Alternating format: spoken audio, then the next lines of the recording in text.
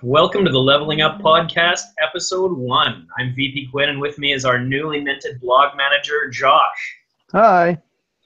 This is a new ongoing podcast that the High Level Games Podcasting Network is going to be producing on a hopefully monthly schedule that is going to be digging into various issues in tabletop role-playing games, with everything from GM and player tips to more serious and in-depth. Be sure to check us out on all of our media platforms and social media accounts, from our Facebook page, conveniently titled High Level Games, our Twitter account at HLG_corporate, our YouTube channel, also called High Level Games, and finally our Twitch channel, High_level_games. Also, please give us a positive rating on iTunes, as that really helps our stuff to get out to more and more people. Our topic today, gaming as empathy. Well, Josh, how's it going? It's going pretty well, Quinn. How are you today? I'm doing very, very well. It is a overcast day here in this fall in Western Canada. And what's like for you out there in Yankee Land? It's bright and sunny in Maryland in the DC metro area. I think it's about 60 degrees out, so probably a little bit warmer. What is that in real temperatures? Let's see, about 15, maybe. Oh, that's not bad. No, it's not bad at all. Had to do some mental gymnastics there to give you a number. Thank you. I appreciate that. I do not understand Fahrenheit, and every time someone tells me it, I go, I don't know. I actually grew up right on the U.S. Canada border, and we would get American television from North Dakota, and there was this whole phenomenon of these weather people on TV would occasionally tell you the temperatures in Canada and the temperatures in the States, but they would use Celsius in Canada and Fahrenheit in the States, and it looked as though the temperature dropped 50 degrees at the border. And I'm like, I just assumed that Americans thought that's how they knew where to put the border. Well, they're shockingly cold there and fairly decent here. All right, I guess I know where I'm going to stay. Yeah, so I've always had a struggle with that. Anyways, yeah. I think right now we're supposed to be introducing ourselves. So we are. So let me start. Since you gave us a great introduction to the podcast. So I'm Josh Heath. I am the blog manager for High Level Games. Beyond that, I also am the editor-in-chief and owner and administrator of Keep on the Heathlands and the Inclusive Gaming Network. You can find us on Twitter at inclusive_games and on Facebook at Inclusive Gaming Network, or on the web at www.keepontheheathlands.com. That wasn't a self-referential title at all. It was. But we're writing about inclusivity in games and taking things similar to what we're going to be talking about in this podcast. So it and High Level Games are great resources. Yeah, I'm a big fan of the Inclusive Gaming Network, so I'm really glad to have started to work on this stuff together. So we're very, very exciting, and I'm ecstatic to see what the future holds. Definitely. As you guys probably know, because I'm incredibly famous on the interwebs. No. I'm VP Quinn over here at High Level Games. High Level Games is my brainchild, and it has just gotten ridiculously out of control on me. So I'm holding on for dear life as it continues to change and do new and interesting things. Yeah, that's about it. Cool. So when did you get into gaming, Quinn? When did I get into gaming? I guess I got into gaming when I was about 12 years old. My first exposure to gaming was a friend of my girlfriend at the time, like a cousin of theirs or something, came into town and was spending the summer there. And they brought a little package of ratty old box set for the for the Dungeons and Dragons box set, and then a first or second edition, I think first edition Shadowrun as well. Oh, cool. And so we started to look at this stuff and try to play it and figure it out. We didn't have dice. We had like half the rules, right? Because if you remember in those old box sets, the rules were like in different books, in like 4 or 5 books or something. And I think we had 3 of them or something. So we had like 5 monsters to choose from and stuff. And then we just started playing and we figured it out. And we just played with like dice we stole from the Monopoly game and just worked stuff out. And later on, when I was at camp one summer, a friend I made there gave me Palladium's Ninjas and Super Spies, and that was the first one I'd ever owned for myself. Which, looking back on it, it was a great premise. What a terrible, terrible mechanics. That can be said of a lot of Palladium stuff. Love their settings. Mechanics-wise, struggles. Lots of struggles. Yes. But I mean, I think that I figured out, and I started to DM right away. And I mostly have been running games since, right? It's not that I haven't played, but I think some people just gravitate towards that position. I definitely was that guy. Yep. Yeah, I hear you. I think I did pretty much the same thing. You know, I was not quite as young as you getting into gaming. Interestingly, I didn't get into it until about 14, 15 maybe at the earliest. And that was a little bit of experimentation with Robotech of all games, which is another Palladium game, but I love it. Like, absolutely love that game. The setting is amazing. The rules are terrible. The setting is amazing. That's all that matters. I'm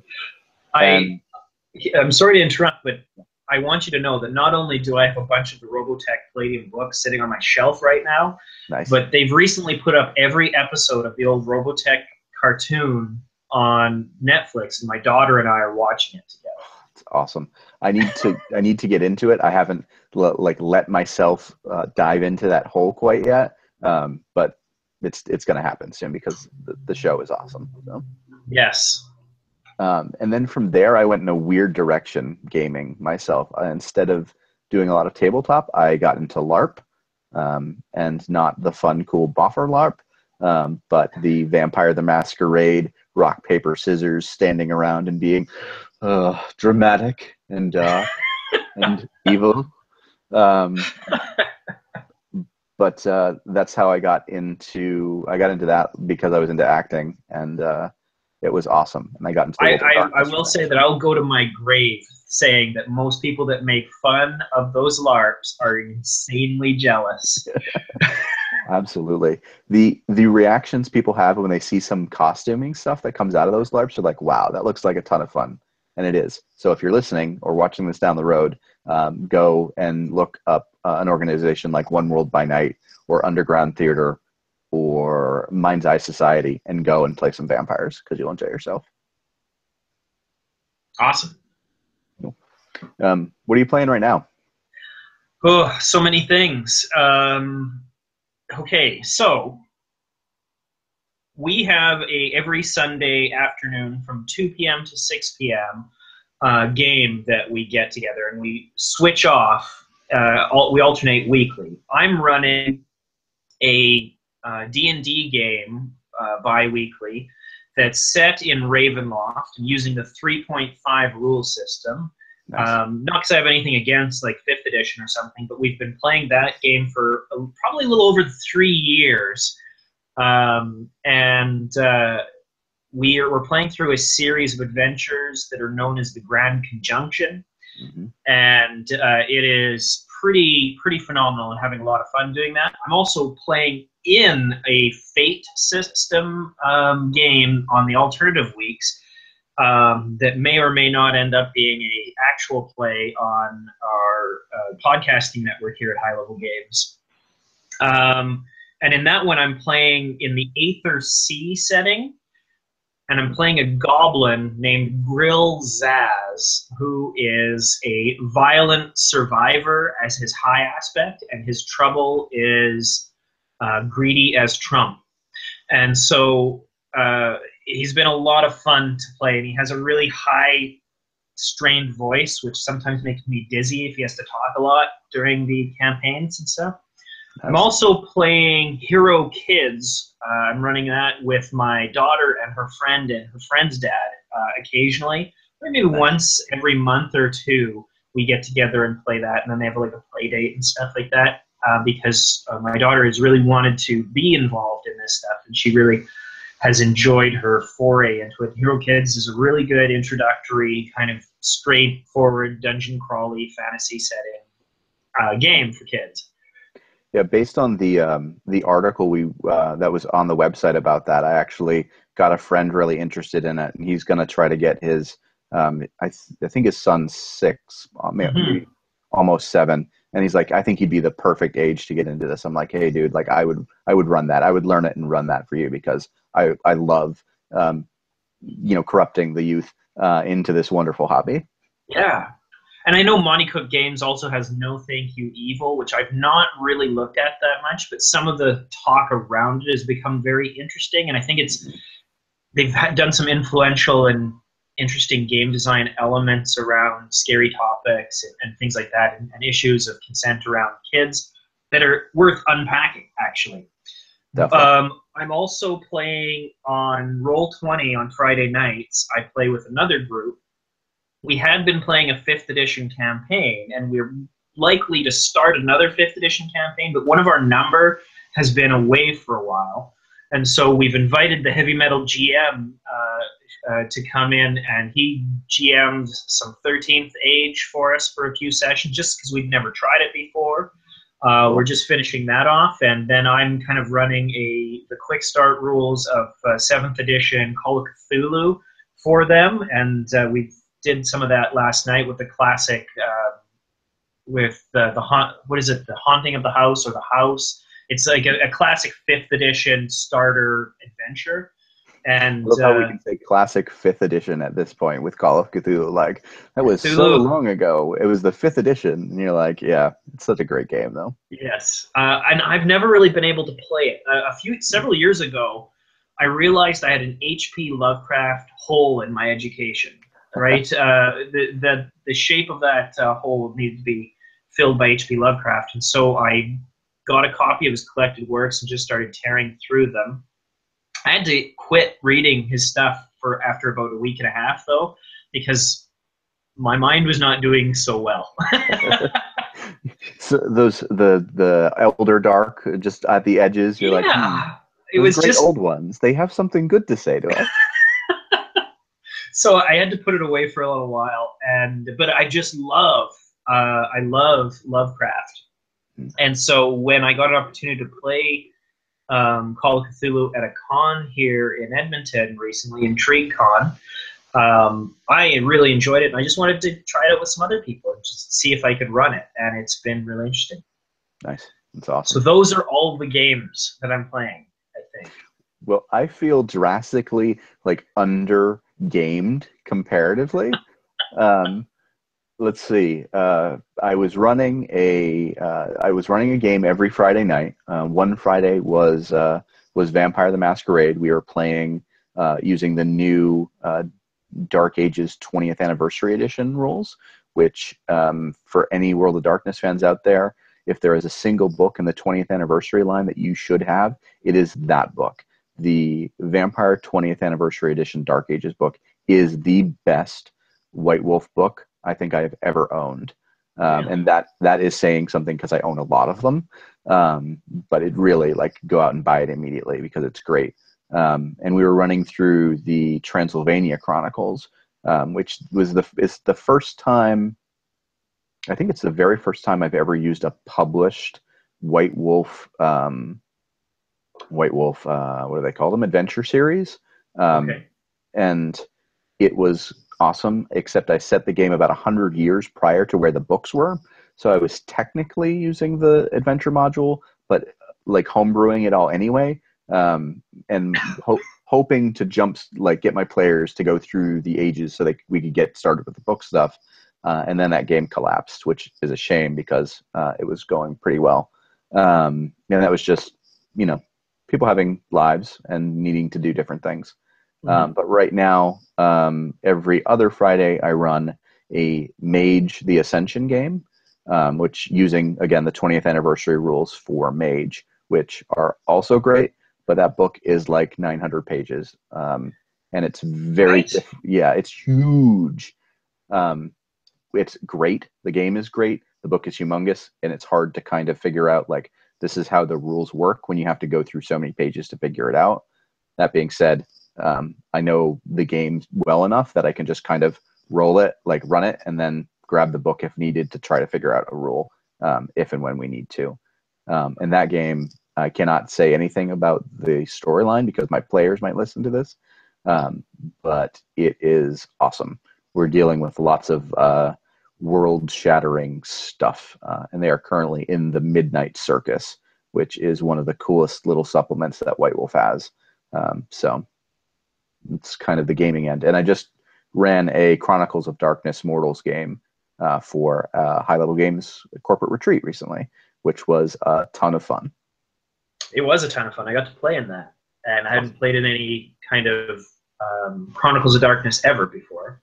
I'd done a little bit of World of Darkness when I was much, much younger, and just couldn't get a lot of people to play it. But speaking of Mage, I mean, that's one of the games out there that I think looks so amazing, but every time I've seen that page count, the sticker shock has backed me off. Because I sat there and went, how am I going to put the time in that I would need to do to learn this game so I can teach it to others? And it's just not something I can do right now.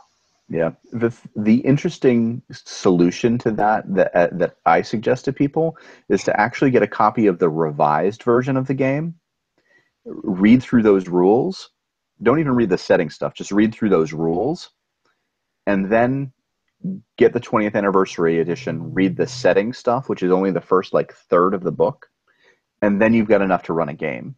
And then use that 20th anniversary edition as like rules checking, because the revised and 20th anniversary edition, though they're different in some ways, they're similar enough that you can run it effectively, kind of doing that weird sort of amalgamation, which maybe that isn't good advice, but that's what I suggest to people. Well, that sounds interesting. I mean, it's such a cool idea of a game that I want to figure out a way to try it. So, yeah, it's worth it. Cool. It really is. Like I would. I've been thinking about diving into the like Roll20 kind of online gaming thing. So I've got a Friday night free at the moment. So maybe I'll do a Mage or do something else at some point. You have Friday nights free? Well, I have every other Friday night free at the moment.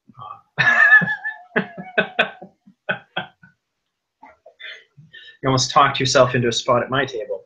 Well, yeah. All right. What? I guess now that we have what we're playing now, what kind of games did you start with? Like, what did you play the most? What have you played the most over the years? Yeah, so World of Darkness, cliche, but it's been my jam. I played that more than anything overall. But believe it or not, the game that I played most of was 3.5 D&D in the Birthright fan-created Birthright. One of my favorite games ever. And it was mostly the GM that made this game, but he is the best game master I've ever played with. And he created such a detailed, like the maps we created as a team are so detailed. The adventures we ran were so detailed. I had 2 characters die in that game, and this is not a game where you die and you can get resurrected. So I had 2 characters die, and that's a huge deal. My first character totally deserved to die. He was terrible. He was a terrible character concept. And I was like, when he died, I was like, you know what? Fair. Like, he should die because the story, it was totally appropriate.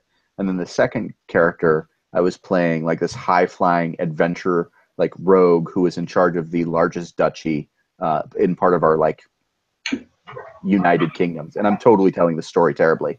But the coolest thing about him was when he died, we actually role played his death and his descent into the underworld, and his wife, his in-character wife, sacrificed herself and their unborn child to bring him back to life.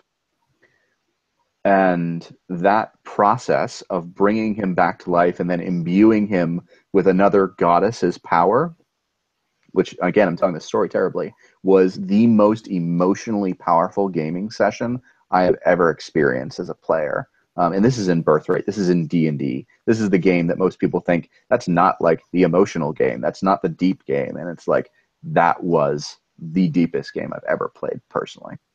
Wow, I have a huge soft spot for Birthright. So I got the original box set, and it has influenced many, many, many things since then.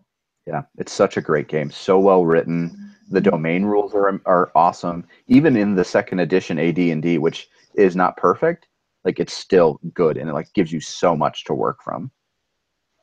I completely agree. So what about you? What game have you been playing the most out of all the different ones? So I've been playing for about a quarter century at this point. It's difficult. I mean, the short answer is D&D. I've been playing a ton of D&D.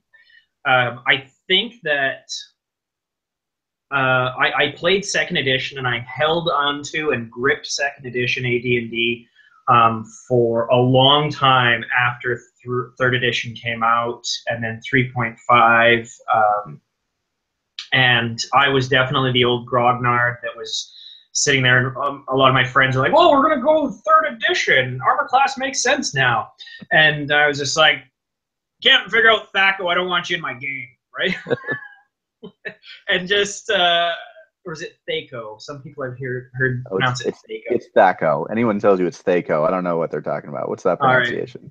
All right. So anyways, I definitely played second edition a lot. That being said, I have a friend of mine, Antonio, who was just committed. I taught him how to roleplay. He betrayed me by immediately running around and buying all the 3.5 stuff, and then he wanted to drag our gaming group kicking and screaming into the present.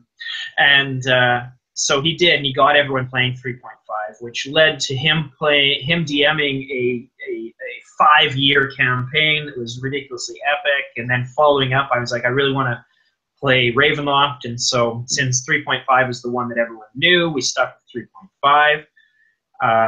And so we've been doing that for 3 years now or more. So that's awesome. A lot of that. I mean, second edition still, I think, outnumbers in just years any other edition or any other game. But right now I'm playing a ton of 3.5 and have been for the last 7-8 years. That's great. I got to tell you, like 3.5 for me, I spent a lot of time with that system, maybe 7 to 10 years, like playing it regularly, like in different games, doing different things with different groups. And Ravenloft in particular, obviously, I'm a fan of the World of Darkness, and I'm a fan of horror games. So Ravenloft was kind of that middle ground to kind of get people that were D&D-ish people to move toward the horror. And I got to say, I ran a Ravenloft campaign for about 1.5 years, and it was one of the best campaigns I've ever run. I know I say great things about Birthright, but for me, that was probably one of my favorite campaigns to run myself. Yeah, I think Ravenloft's probably my favorite published D&D setting for a bunch of reasons. And like, I get some of the criticisms of it. Don't get your gothic horror on my fantasy roleplay, like that sort of thing, and vice versa. Don't get your fantasy roleplay on my gothic horror. That being said, the 3.5 sword and sorcery imprints with the Gazetteers is, in my opinion, the high watermark for any published setting in any system ever. Yep. It is just insanely good. And published by White Wolf. Yes. Yes. Yes. Yeah, incredibly good writing. The art was great in most of them. The only thing I didn't like about the Gazetteers were the prestige classes, which some of them were atrocious. Right. But definitely, yeah, like very well done books overall. And I mean, the folks over at Fraternity of Shadows have kept the Ravenloft torch burning.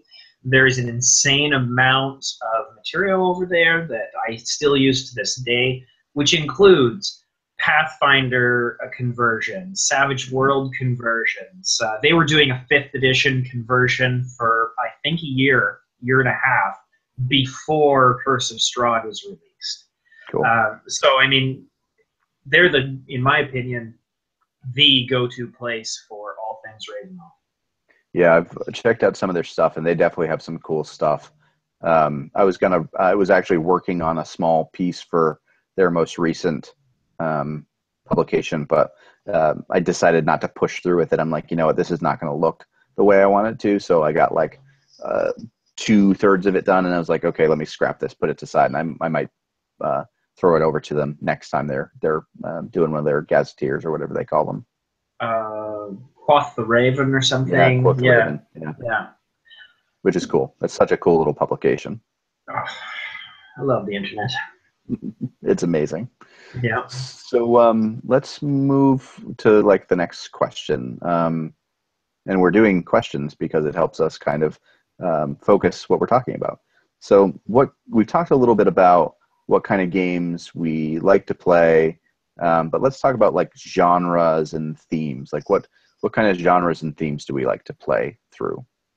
That's a great question. And I think that speaks a lot to the person you're talking to. And for me, I think the reason that I wanted to become a game master, a dungeon master, a storyteller, or a keeper, or whatever you're going to call it, off the kit and boodle is on one hand, I wanted to bring my vision to life. And I thought that was the best and most powerful position, to be able to bring these stories to life that I just didn't even know I had burning inside me. Mm-hmm. But the other thing is that I tend towards incredibly dark themes. And so I really loved being able to embody the bad guy, right? And so I really enjoyed being the awful human being that I could put in front of players for them to deal with. As I've matured as a person and a gamer, what that has led me into is to explore those dark themes in a lot of different ways. One of the reasons I love Ravenloft is it's not just bad, right? It's not just evil. It's gothic horror. And gothic horror as a genre is a very specific type of horror, which is not necessarily about evil. It's about corruption, right? And that to me is fascinating, because I've said before that to understand gothic horror in the Ravenloft universe correctly, you need to understand a way your character can be lawful good and a corrupt dark lord at the same time. And once you understand that, I think that you've kind of gotten it, right? Like the no-win situations and becoming obsessed, trying to do the right thing maybe, but in all the wrong ways.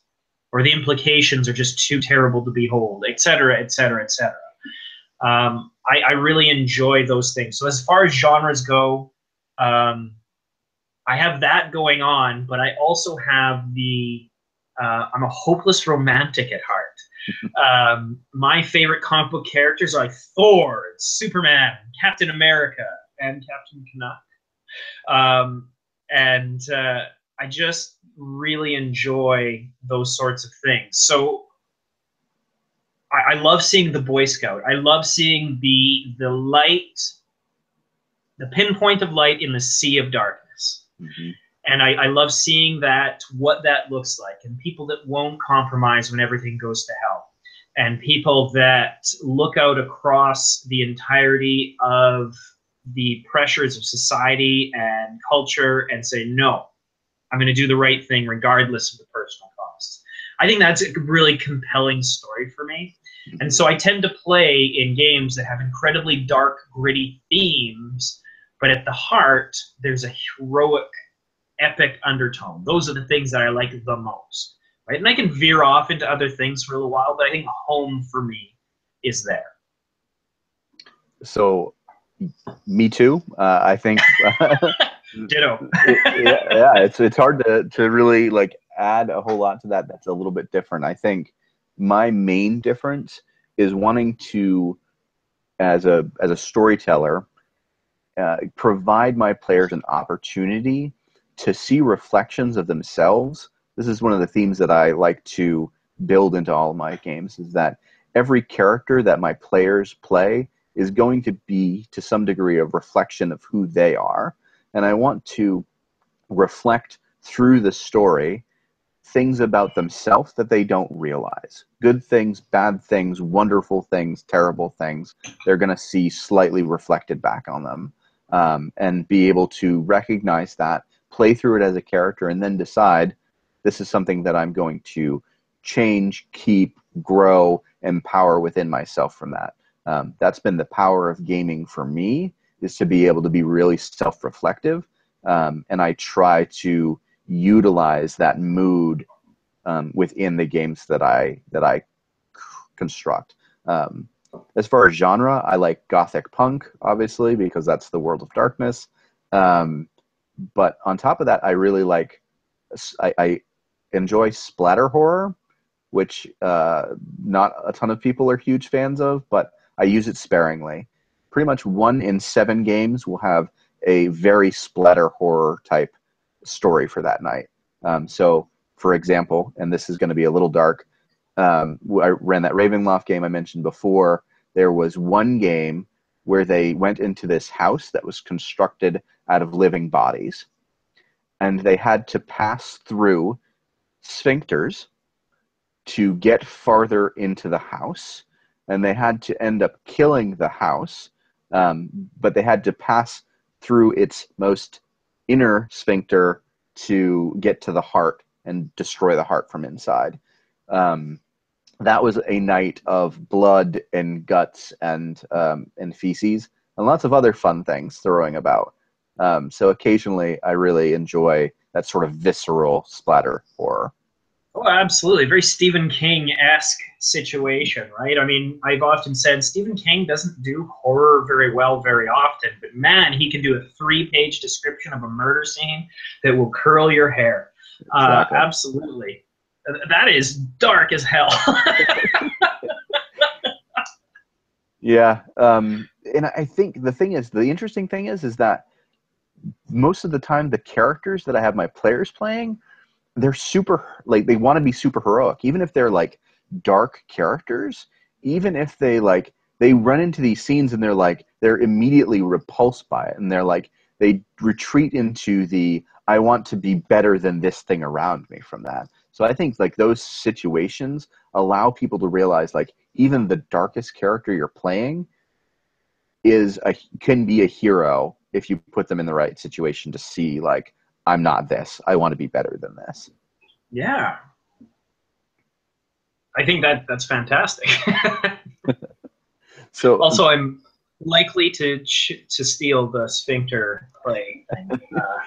You should. I've used it now in 2 totally different worlds. So it's super visceral. It's super like horrific. Oh, yeah, I can just imagine.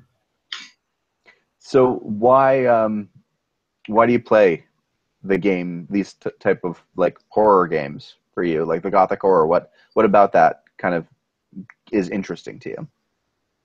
You touched on it a little bit, but I think on one hand it's cathartic, right?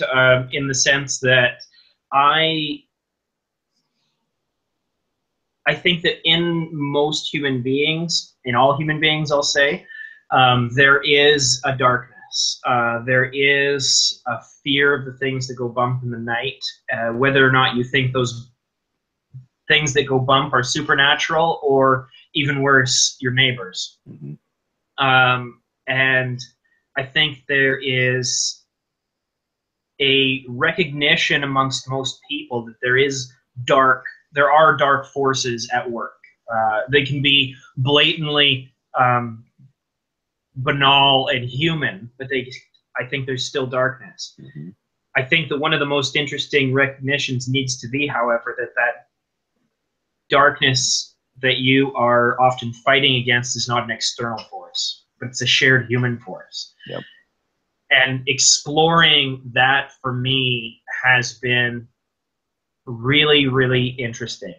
And part of it is that I can excise some of my darker qualities through play, in the sense that I can, be the bad guy that's going to slap you if you say the wrong thing, right? I can be a megalomaniacal dictator, right? I can be all of these things and explore that aspect that I think exists in myself, certainly, and in humans in general, I suspect, in a very safe way. Not to mention, it's not just cathartic for me. For me, it's art, and I've said this before on the other podcast. I am not backing away from the statement I'm making more and more now, that that role playing games at their best are art. Yep. This is a creative process. We're creating something, and good art makes you think. And sometimes good art leaves you disturbed. It leaves you walking out of a movie theater thinking to yourself, why did I cheer for that guy? Yep. Or it leaves you sitting there going, I feel uncomfortable, and that maybe was the point of this piece. Yeah, and I think the interesting thing about that is the gaming as art concept is that there are, just like there are different layers of visual arts that some would say this is just fun art, this is just, geez, there's a word I'm looking for, not candy corn. That doesn't sound right. Anyway, it's like disposable between like art. low and folk, or like high art. Yeah. And gaming can be all of those things. It can be, this pulp kind of just exciting thing to do for 2 hours or 4 hours or 20 hours, or it can be literature. It can be War and Peace. It can be these incredibly disturbing but moving, ways of looking at the human experience. And I think that's the awesome part about gaming, is that it really literally can be art on every level, if depending on the group, if they want to do that. Yeah, for sure. And I mean, I think I would agree with you in saying that I would argue that all gaming is art, and I think that it is often in my life I've discovered that low art is high art, in the sense that I have discovered incredible themes that are being talked about in things that people hand wave away. I've often said my love of sci-fi and fantasy is rooted in the idea that I love big ideas. Right. And very often the big ideas, I don't know who said this first. I'm plagiarizing someone right now, but I don't remember who. But in my opinion, big ideas often come from the books with like the silver embossed dragon on the cover. Right? Because they're unfettered to be able to allow those big ideas to be kicked around. And sometimes they're big ideas about the nature of humanity. And sometimes they're big ideas about the nature of people. And I think that we often forget how, as social polemics, that's where the great pieces of the genre of sci-fi and fantasy started. If you look at Dracula, if you looked at The Strange Case of Dr. Jekyll and Mr. Hyde, you look at Frankenstein. I was recently talking about Frankenstein and pointing out to a friend of mine that one of the things that we often forget when we're looking at Frankenstein, interpreting Frankenstein, is it was set in present day. Right. Right. And what are the implications on that for its social commentary? If we look at H.G. Wells and The Time Machine, or Orson and 1984, these are, or even The War of the Worlds, these are all social commentaries that made big statements, huge statements. Even what the weird and pulp fiction of the early 1900s, the 20s, the 30s, you look at H.P. Lovecraft, there's social commentary, deep social commentary in some of H.P. Lovecraft stuff. In Burroughs, why can't I remember his full name? Conan. Edgar Rice Burroughs? No, that's Tarzan. That's Um, Tarzan, yeah. um, um, oh, my word. It's one of those moments. Doesn't matter. Tarzan guy, or the Conan guy. Conan guy. Someone's going to yell at me for this. Lots of my friends will. There's social commentary there. There's commentary on the humanity, the myth making, the construction of how humans understand their world and understand the world before history. Mm-hmm. All throughout those works, you look at things like Conan in particular, and Conan is a myth of humanity at one point, even with all of these fantastical elements built within it. By the way, it was Howard. Robert Howard. I knew that. I was totally in the wrong realm with his name. I Googled it, so don't think that it popped in my head. But I think you're right. And particularly with H.P. Lovecraft and Howard, there was a strange sense in the 1920s to give their historical perspective. And to be fair, I will point out, they were both filthy racists. Yep. Incredibly racist and misogynists in the worst possible view of the term. And that can't be separated from their art. Even if you can be a fan of their art as well as not appreciating those aspects of it. But the social commentary that is being made in Lovecraft's work is huge in the case that if you look at how he starts to view humanity's place in the universe, just at this time when science and communication is opening the world, and the last few hidden places and hidden things are being uncovered and discovered, and not just discovered, but discovered in such a way so that anyone, anywhere, with access to this communication technology as it was growing, will know about it. And the world is becoming smaller, but he was looking out at what that meant. Because as we were discovering so much more about the world we were on, it suddenly became very apparent that we knew nothing. Right. We were starting to begin to understand what we didn't understand.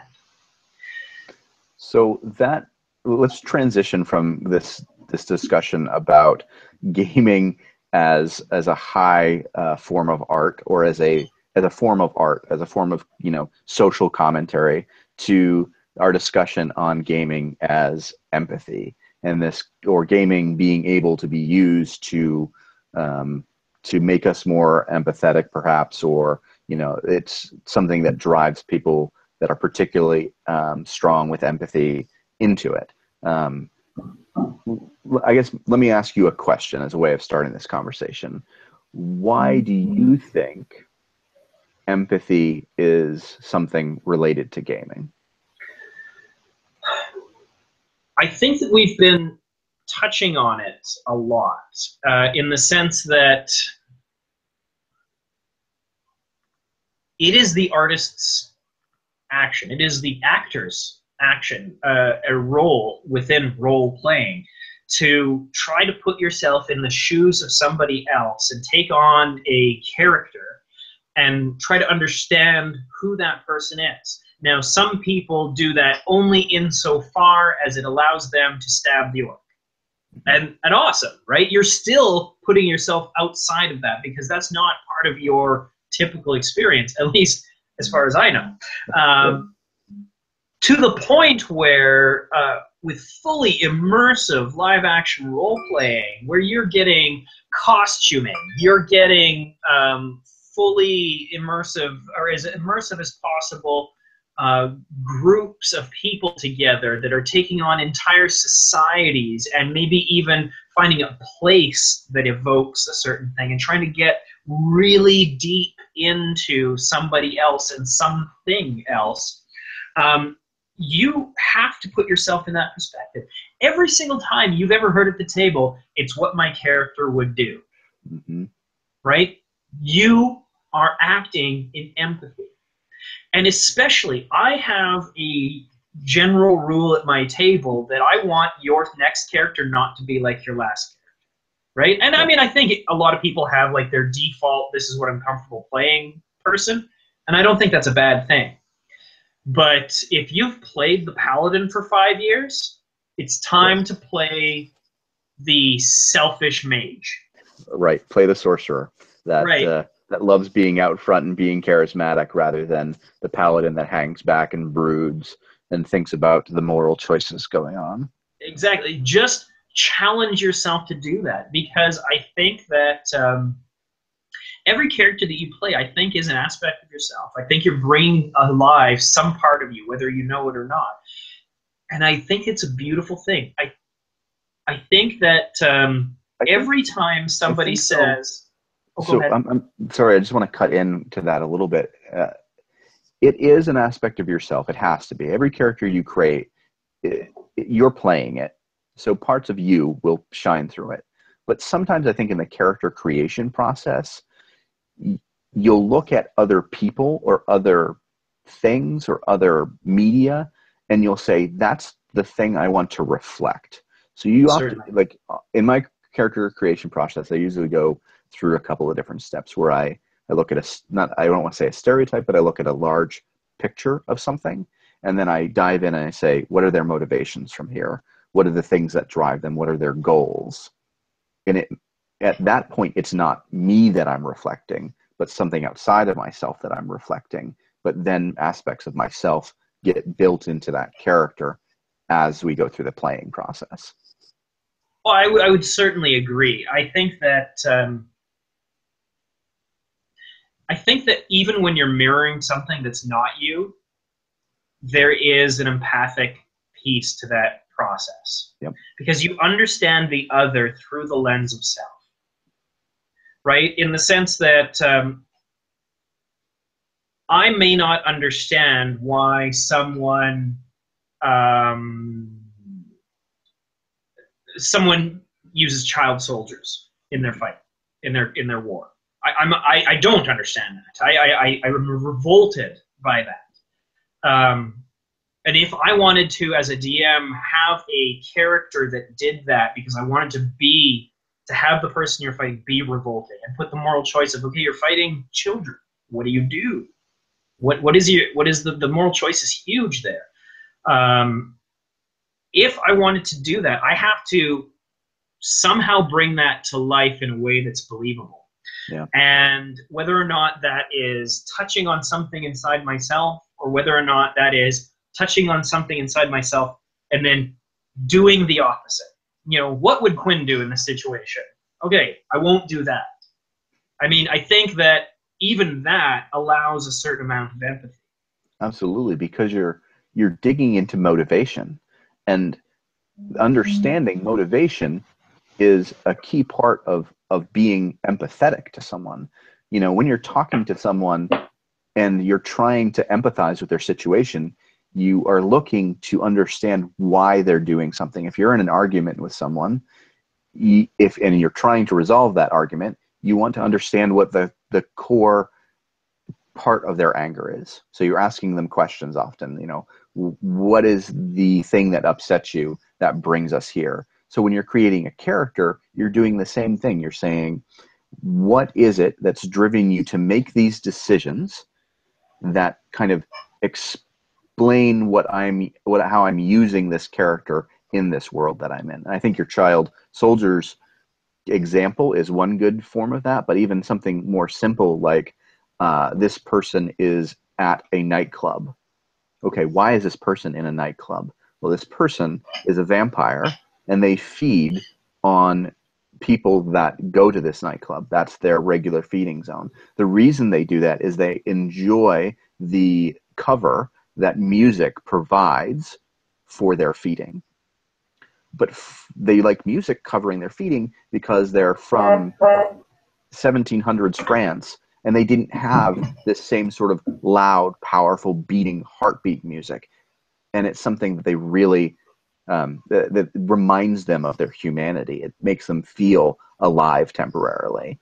You know, you can dig into all of this and really feel like, okay, I can understand this creature, this person's thought process, and then bring that to life to some degree. I think you're absolutely right. And I think that that process of trying to figure out, I mean, you often hear actors talk about playing villains, for example, and saying, you know, the villain is never a villain in their own mind, right? Right. That's a boring villain. That's terrible art. You know, and so trying to understand why that person is doing that. I mean, if you think of a vampire, for example, that is feeding on people, innocent, generally people in the nightclub, I don't have to agree that a vampire, you know, should be doing those things to get to a point where I start to empathically justify, or at least understand, their perspectives and their understanding of the world and their view. In the end, well, I have to survive. I have an imperative, right? And this is my food. And in order to do this in a quiet enough way so that I don't get hunted down, you know, we have to, you know, keep up the masquerade. We have to be able to kill people in such a way so that suspicions don't arouse, and so on and so forth. We maybe even publish a role-playing game to throw people off the set. That's never happened. I don't know what you're talking about, Quinn. But I think that trying to learn those motivations are very important. I recently had a conversation with someone that was political in nature. Without getting too much into it, I tried to explain to the person that I did not agree. They were angry at me because I was not, in their opinion, sufficiently outraged with a particular result. And I said to them, I am very upset. I wanted better things. That being said, I understand how people made this decision. Even though they might be my political opponents, I understand it. And I think I don't remember who I'm paraphrasing here, but with true understanding, there's love, right? Yeah. There is a sense of, I mean, even if you can be disappointed in the one you love, I think it changes the conversation when you start from that place of empathy. Absolutely. I think the thing there is that when we learn something, I think in gaming, we learn to listen to our players. We learn to listen to ourselves in constructing a story. And I think that helps to then allow us to listen and reflect on the other things we see in the world around us. So when we see people make a decision that at first no one else around us can understand, those of us that game frequently, that are reflective enough, I think we can see those motivations. We can see these are the decisions that have led this person to make this call, because you see that all the time. You see players decide something that seems so crazy, and you're like, okay, I understand why you're doing this. I understand there's some fear here. There's some excitement. There's some, you know, lack of information potentially, or even there's too much information and they boil it down and they say, this is what I'm going to do. This is the path that I'm going to take. And I think our ability to see and recognize that at our tables helps us to then do that other places in our lives. Yeah, absolutely. I couldn't have said it better myself. And on that note, I think, so there's been a lot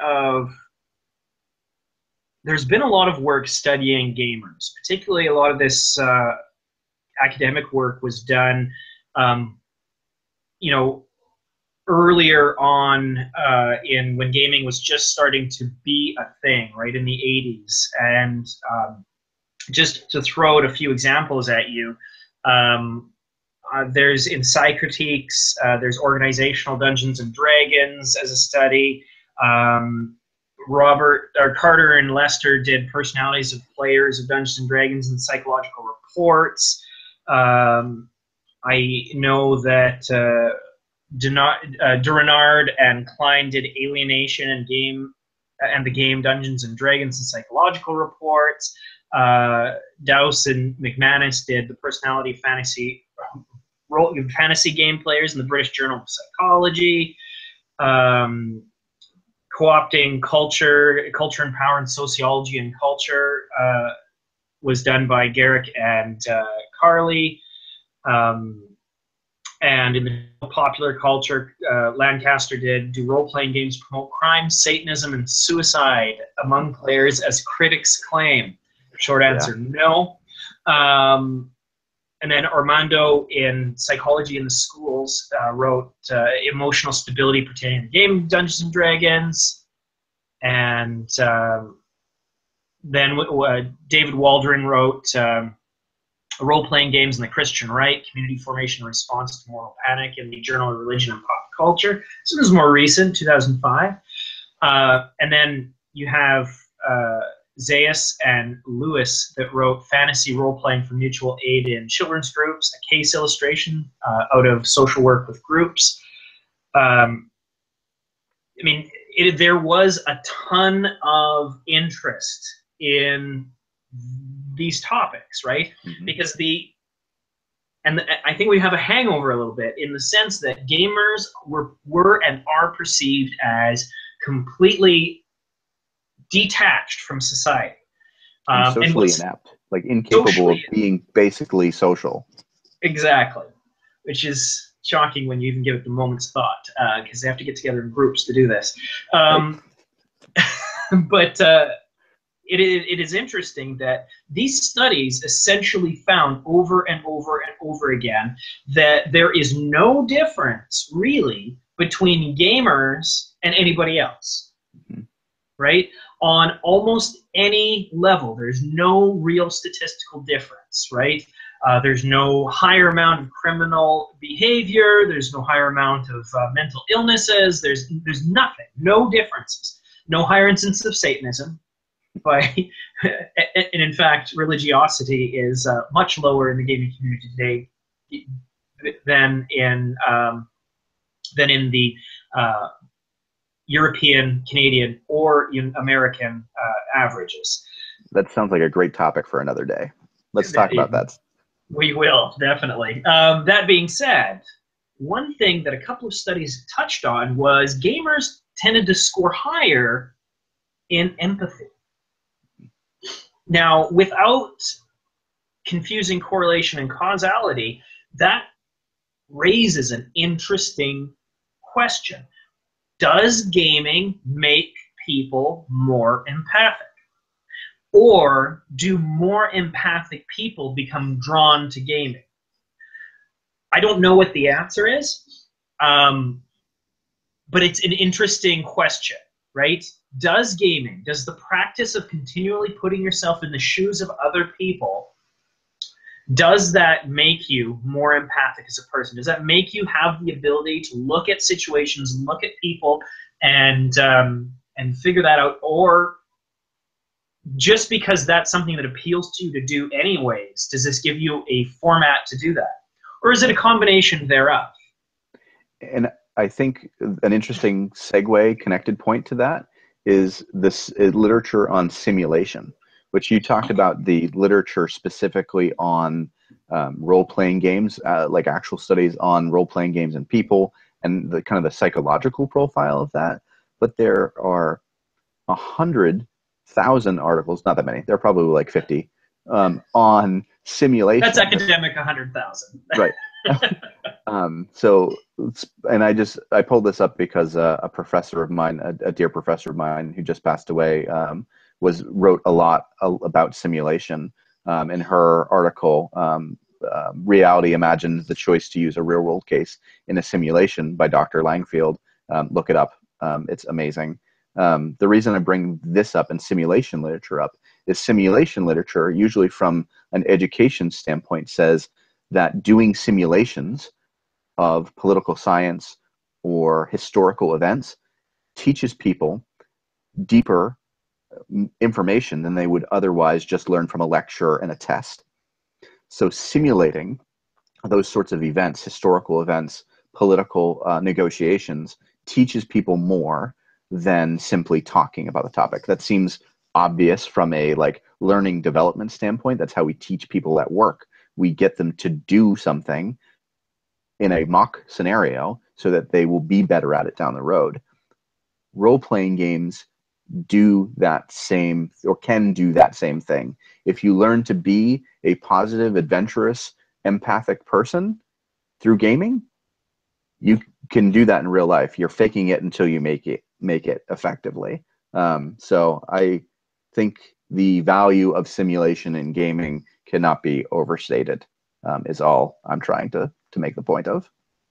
I think that's interesting. Do you think then that would or are you aware of any studies that would see simulation as an ability to make someone more human, in the sense of like to increase empathy for situations through simulation? I know that that's been tried for various political and religious movements, in that they'll have simulations. This is often done to youth, which is, in my estimation, ethically problematic, but it is what it is. And they'll simulate the life of a refugee, or they'll simulate the homelessness. Is something near and dear to my heart. I think there's some concerns in how, homeless for a night. And aside from the ethical problems with that, I've definitely heard from people reporting themselves, like, listen, I spent a night, pretended to be homeless, and had kind of a thing that I had to do during that night. And ever since then, I've been more open to discussing homelessness in a different and new way. Yeah. From the literature that I've read, and I can't cite anything specific off the top of my head, but from the literature that I've read about this type of activity, there has to be an element of detached intentionality for it to seep in deeply, in that things like being homeless for a night have an impact, but it has less of an impact if someone goes into it knowing it's fake, but trying to make it feel real. That's I don't know what point I'm trying to make. The point I'm trying to make is that sometimes doing that even more unintentionally is a deeper impact on the longer scale. So it's why I think gaming in particular has the ability to have longer term impacts than those like momentary, like homeless for a night sort of incidences, which I think are valuable, but something that's smaller scale that has a lower impact becomes bigger in the long run. So I'm trying to think of a good example, like playing a positive character when you tend to be a curmudgeon. Over time, as you're playing this positive character, your positivity bowl gets bigger. You tend to be more positive. You tend to think more positively because you're spending more time pretending to be positive. And so in the end, you are overall a more positive person than you are when you began. I've read a couple of things that seem to indicate that that is true. That's interesting, because in philosophy, there is a lot of discussion about a almost fake it till you make it kind of approach to life and experience and being human. And I'm thinking specifically right now about a 4th century philosopher and theologian, Augustine, who very much talked about trying to act as for him his problem was sin, and he's trying to not be a sinner in my outward self, helped him to start to reflect that over time in his inner self. Yep. And I think you see that in Nietzsche as well. This idea that if you're striving, if you act as the Superman, you will become the Superman eventually. Which I know that's a problematic term, but if you're looking at it from you're looking at that from a purely optimistic of humanity standpoint, you're still striving to be better than you are. It's interesting. We're gaming about. Okay, it's not really good. It's not really good. It's not good radio to both sit here and reflect on this stuff. We need to keep going. Like, right on. We'll think about that later. I think that, so how does this then relate to developing characters you can relate to? So I think if you go out of your way to either do two things, you can make a character you don't want to reflect good things about yourself or positive things or aspirational aspects of yourself, as a way of then saying, opposite to that, now I know what I don't want to do. And so by playing this kind of dark character with these anger traits or these abusive traits, that I can recognize those things and I will not do them in my day-to-day life. Or you do the opposite. And I did this, it was pretty life-changing for me. I played a character that was, this is in the Birthright game that I played a character that was adventurous, that was friendly first. He assumed good for everyone. He was an optimist in everything, and he was trying to make the world better. And I said, wow, I am an angry, stuck in a terrible world at the moment. I'm super depressed. I think the worst of people. I'm a pessimist constantly. But after several years of playing this character that was constantly optimistic and constantly adventurous and constantly trying to do more, I said, I can do that. I can go out and be better than I am now. I don't have to be this morose, depressed, cycle of anger person anymore. I can be someone that's trying to make the world better by being a better person myself. So that's my personal story, at least related to this topic. I think that's really interesting in that I'm thinking of two characters that I played back to back. I played a paladin named Winthrop Ramoth of the Order of the Fury Sun. Nice. And anyways, he started his life as a uber, the classic paladin lawful stupid, right? In the sense that I wanted to explore this topic of unfettered religiosity in a medieval setting, right? Of this person who had the legal and societal and the strength of arms kind of chutzpah to go out and impose his will, no matter how naive that might be, and to play that out. And over time, and I mean, a part of me was being reflected in that, in the sense that my own understanding and romanticism about particular parts of faith and of my idea of what faith in action in the world should look like, I would want it to play out and kind of do this with some of these personality aspects of standing up for what is right and all of these things. And as time went on, we played this thing for 5 years. As time went on, he never quite lost the grandiose swagger, but there was various moments when he was broken. And there was various moments when he discovered that true service to his deity and true service to his fellow man was about protection, was about, if I am strong, it is because I need to defend the weak.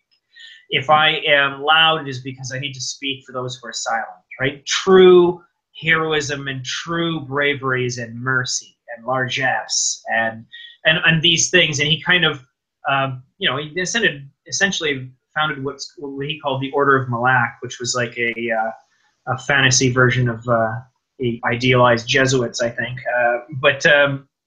Just it definitely was this thing.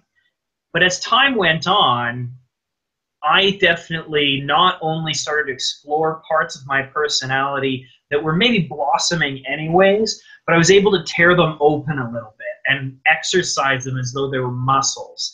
And then they got bigger and bigger and bigger.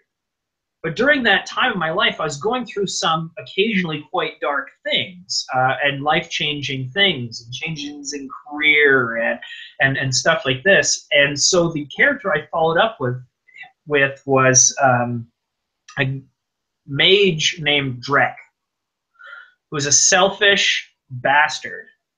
And the core question I put at the heart of that character was, is he going to turn out to be evil or not? Mm. And there was some darkness going on there, but I suddenly started to very much open up into that darkness. And some of that darkness and that, well, this guy's just a survivor because he's been through some shit, okay? I mean, a lot of that was autobiographical. And he was angry. And he was not willing to trust anyone. He wanted to manipulate people around him to make himself feel better and protected, both socially and physically. And through playing him, and I only played him for a short amount of time because that thing ended in a TPK, long story.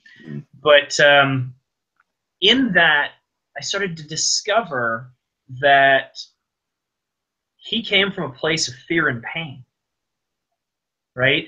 And his lashing out and the chance of him doing really destructive things, becoming evil, or his relationships with other people and stuff like that, it was all governed through fear and anger. And in a certain sense, he was never more than the child growing up on the mean streets of the White City in Elkanah. And that discovery on the heels of the previous work I had with the other character really helped me to view other people. And in my work, you know, I might get someone who is screaming in my face or saying really awful things about me or other people. And to understand that, you know, often this is coming from a place of this person's very scared right now. Yeah. And that's helped me a lot. Yeah. We've gone a little bit over an hour now, Quinn. So let's dive into one segment, one last area for maybe 10 minutes, right. And then go from there. And that's, I think, talking about empathy for the players at the table with us. We're both game masters. We both are pretty familiar with wanting to run a good story for the people that are there. And I think, obviously, wanting to run a good story comes from a place of wanting people to enjoy themselves. But I think there are other elements of empathy involved in this art, the art of storytelling, the art of game mastering. And I think it's the one that's hardest to do well, and I think we'll talk about it more next episode, is knowing what your players need with them telling you what they need, but also reading into some of their unspoken needs. I'm going to bring up an example, and then we'll kind of go back and forth real quick for that. I had a player recently in my vampire game that I mentioned that he is having he was working through some kind of like childhood issues, which I didn't know, but I ended up running a scene where one of his character's childhood friends was potentially in lethal danger. And we walked through that in a way that showed how much his friend cared for the player's character. And the player, I kind of instinctually, like getting his feedback, realized that he didn't want this to end badly for his friend because it would cause a bad reaction for the player. So I changed the scene slightly so that it ended well for both of them, which was a really powerful moment for him to realize I as an adult male can have these friends that care this much about me based on my reflection of this character's childhood sort of interaction with this other character. So my question to you is, have you ever kind of experienced or run into something similar like that as a GM? I think that I run into that all the time. Mm-hmm. Maybe not always specifically and viscerally as that initial thing. And I think that I've even seen it or see it on a negative aspect as well. I think that we are naive to think that people come to the table unfettered.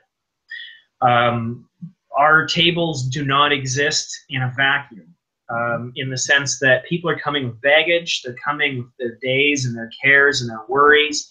And very often people are coming beat up, and this is their, quote unquote escape or their downtime. And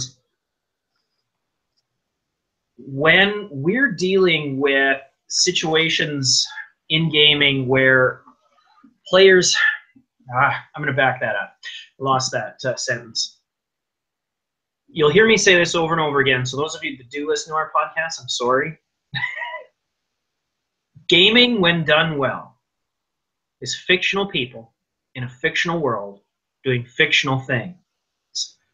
But if done well, there's real emotional impact.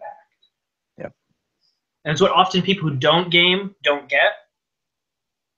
And it's often what people who do game have a difficult time explaining. Mm-hmm. I've had situations where we've had people at the table jump up in excitement or be moved almost to tears because of what was happening in the storyline. I've had situations where I've been running the game and I've gotten to a point where I'm like, I need to stop right now. And I used to smoke. Now I'm one of these guys. I vape. But I was like, I need to go outside and have a smoke before we can go on because it was getting weird. I know that now I have a daughter. And media and emotions impact me differently now when it has to do with children. Yeah. I know that I can't take a lot of things like that anymore. It's not that I don't want to explore them. I'm not capable of it right now. That is too raw a thing. It's too visceral and real a fear in my life to examine something like child violence. Yeah. It's not something I could bring myself to go over anymore either. I have a 2.5-year-old. I couldn't even imagine. No, and I guess for me then, I don't consider myself a delicate flower in regards to what goes on. Like we've talked, we love dark themes. I love gritty violence. I'm willing to explore evil, straight up evil at my table. That being said, with everyone on board, right? But I have, when been involved in a storyline and it comes close to child violence, I've said nope, we're not going there. Yep. Just period. We need to move the story from here to somewhere else. And I'm only barely comfortable with saying, lower the curtain and do the Hitchcockian off screen. That's barely better to me right now. That being said, I guess that's what I have to say now. Yeah. No, I think that's important for us to know where our limits are. Both know what our limits for our players are and our limits as storytellers, as game masters are, because like you mentioned, both of us like to play dark games. There are lots of dark games on the market. There's a reason for that. But there's also a moment where you have to recognize that this is going to hurt my players or this is going to hurt me. And if it's going to hurt my players, I'm not going to do it. I can hurt their characters all day long and be 100% okay with that. But the moment I hurt one of my players, I have failed as a game master. I have failed as a friend. And if someone is at my table, even if it's at a convention game for 2 hours that they're going to be playing with me and I'm never going to see them again, they're my friend for that time. And I need to take care of them. And I need to make sure that they are going to get something positive out of this experience. I'm going to do everything I can to make sure that that happens. And if I hurt them as a player, I have failed that. And I'm going to do everything possible not to have that happen to my player. I want them to feel emotion, but I don't want to hurt them during that process. I completely and absolutely agree. Um, and in regards to that, I think that sometimes that more serious consideration is hidden in a lot of gaming conversation about table management, which we're going to talk about in the next episode, everybody. Yep. And I think that, you know, how do I deal with the problem gamer? Or how do I, you know, so-and-so keeps bringing up this thing that keeps, you know, making everyone at the table uncomfortable. And those conversations very much have an undercurrent of empathy. And they have this undercurrent of, how do I understand where this person's coming from, how to have this conversation, and how to move on. I have people that I've gamed with who started to go down a destructive path at the table. Yep. Right? And I saw personal relationships start to come at jeopardy at the table. And to my shame, sometimes I did nothing. Yeah. To my, you know, in other cases, I did jump in. And as I'm getting older, I'm more comfortable jumping in. And I think we're going to go in next episode and dive in and give people some of our experiences with that. Yeah. And give people some of the tools that we have learned over the years and how to manage those sorts of things. Because I think being able to manage that is exactly as you said. That's a clear sign of mature empathy, and experience and gaming experience has brought us to be capable of doing that. I think, as deep and awesome as this conversation is, we should probably call this episode to a close. We need to create some like cool sort of like ending thing to talk about, maybe at the last couple like minute or so. I don't know what that would be. We do need to come up with something. Why, if the viewers have gotten this far, or the listeners have gotten this far, I'm going to ask you guys to say, what do you think we should do to wrap up the show? Let us know, and maybe we'll do it. Up to and including partial nudity on the part of Josh. I am willing. I don't think so. No, let me know what you think is going to, what you think we could do to close the show out, because I really don't have a lot of good ideas at this point. I hope you enjoyed the show. I really enjoyed having this conversation. Great conversation. I hope we have more of them. Absolutely. What we've decided, everyone, so that you know, is that we put together a group of about 6 episodes for our first season. We're planning on releasing this about once a month.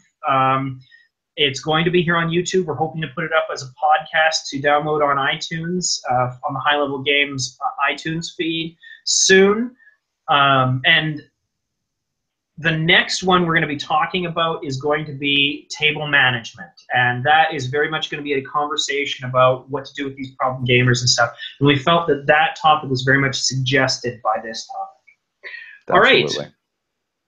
Josh, cool. This is us signing off, I think. Josh is our blog manager over at High Level Games. And I am VP Quinn, and please check us out on YouTube, YouTube, Twitch, Twitter, Facebook, and you know what? You could even go over to producer Monkey Joel's house if you want. We'll just post up his address in the show notes. And that's basically just to see if he listens to the end too. Right. All right. So I'm going to end this with what I hope will become a cool catchphrase. Let's level up. Let's level up indeed. All right. Bye-bye, guys.